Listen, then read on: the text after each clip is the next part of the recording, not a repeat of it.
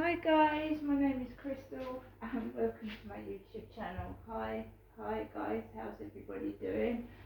I won't ask Alexa what the time is because my Alexa box is in the bedroom where I was listening to some Audible books.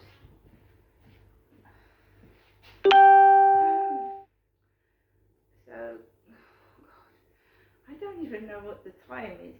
I really don't. I'm so tired. I have got a clock though. It is 8:15 p.m. on this 13th of February 2022, and I am knackered, and I literally am tired out. It has been one hell of a bloody day. Now I know it's Valentine's Day tomorrow, but when you get to my age, you're lucky if you get one chocolate, let alone a box of chocolates or a Valentine's Day card. Someone gave me some flowers a few days ago, so I'm quite happy with everything that I've got. I'm not a young person, and I really, Valentine's Day is over commercialised, and it's not really even a special day, not to me. I'm sorry, but it isn't. And for a lot of people on their own, it's not even in their diary, and it's not in mine. Right, so this morning somebody kindly took me up to the hospital, very kindly took me up to the hospital where I walked into the emergency department, not the A&E. It's not the A&E department. It's emergency daycare department. So I walked into there. The receptionist was nice. She had everything ready. Walked straight into the waiting room, and it wasn't long before a lovely nurse came out, and she saw to me. She had everything ready. She had the vial of iron, and I was the only person in the room. So I could choose any seat that I wanted to sit on, basically. Last time I went into emergency daycare, that room was packed. Every seat was occupied, but I could actually choose which seat to sit on. So that was fine. It was empty. It was Sunday. And it was empty. So I'm going to have to take Max out and put him in the other room.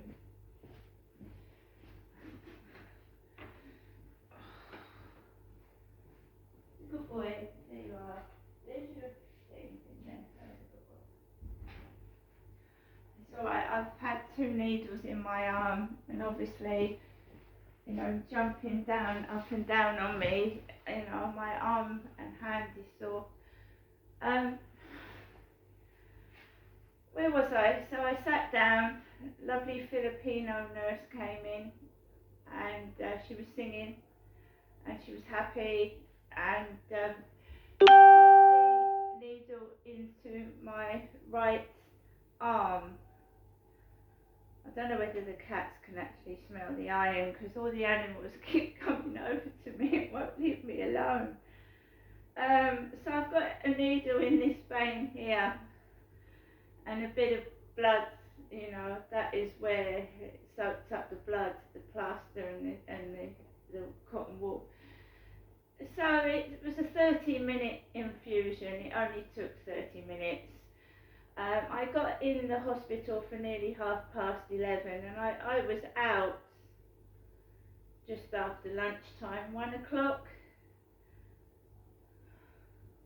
1 o'clock, 2 o'clock-ish I got out of the hospital. I can't remember the exact time. I was by myself. A couple of police officers came in and brought a young man in. A young man was chained to 2 police officers, and he got seen too. But apart from that, there was hardly anybody in the hospital. and the prisoner was getting well fed. He was asking for sandwiches and things to eat, and they were getting it for him, and he was getting a nice hot cup of tea because he needed his sugar. The convict, I had to ask for something to eat, and I had to ask for a cup of tea. No one asked me if I wanted a cup of tea or something to eat, but I asked for it, and if you ask, you get. So this didn't hurt as bad as the needle in the hand. I specifically asked if I could have the needle in the arm rather than the hand, because that really did hurt, and it still hurts now. So yeah, I had a cup of tea. It didn't take long. It took 30 minutes. And then I asked the Filipino nurse if she could organise patient transport home. So I came home in a patient transport ambulance because I couldn't get anybody to take me home. No, they were busy, so I didn't want to worry my mother at that time because she's elderly and I thought she might be asleep. So I was driven home by a nice blonde-haired woman outside my flat. Very nice she was as well. Came up to my flat and I just felt giddy. I felt dizzy. I really felt dizzy and faint. And I did yesterday night as well. I felt dizzy and faint and unsteady on my feet. And my mum had left me a message. So I rang my mum back and she said she was going off to bed.